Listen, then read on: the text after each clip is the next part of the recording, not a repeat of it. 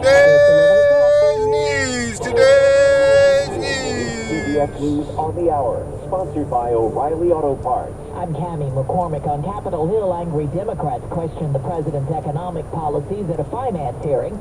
Senator Ron Wyden grilling Trade Representative Jamison Greer. When will those hurting now see real relief?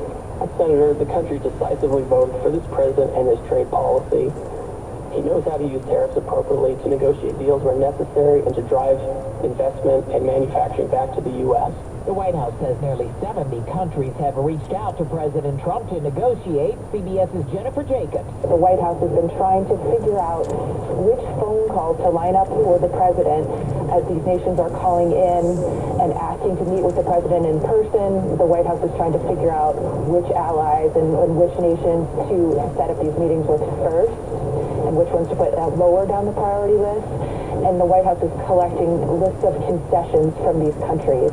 The Supreme Court today blocked an order for the Trump administration to return thousands of federal workers to their jobs. Legal analyst Laurie Levinson. The short order basically says that the parties who had challenged what Trump's administration had done did not have standing, were not the right parties to come to court. The administration was quick to claim victory after a Supreme Court ruling late yesterday allowed the deportation of Venezuelan gang members to continue. Press Secretary Caroline Levitt. This was a smackdown to a rogue left-wing, low-level district court judge who have relentlessly tried to stop President Trump from using his core constitutional powers as head of the executive branch and as commander-in-chief. But the court said the administration will have to notify people that they're about to be detained. Rivers are cresting in Kentucky after heavy rains. Louisville Mayor Craig Greenberg said today the danger is far from over. There's so much debris in the water. The current is so incredibly fast.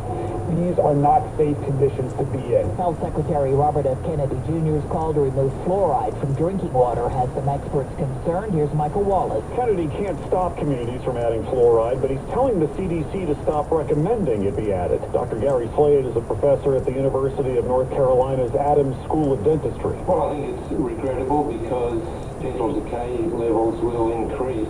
It's something that's preventable. Kennedy has cited studies linking fluoride to lower IQ levels in children and arthritis. Slade says that could be true at high doses, but not at the low levels found in water supplies. The number of measles cases in Texas has now grown to 505. On Wall Street at this hour, the Dow is up 286 points. This is CBS News. Well, that's today's news. I didn't hear any good news, did you? I didn't think so. I guess it's all about perspective. The glass is half full. Well, as always, I'd like to thank you again for coming along with me on these Dash Cab News adventures.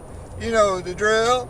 Peace, love, and all that hippie jazz. Bye-bye, everybody. It's 61 degrees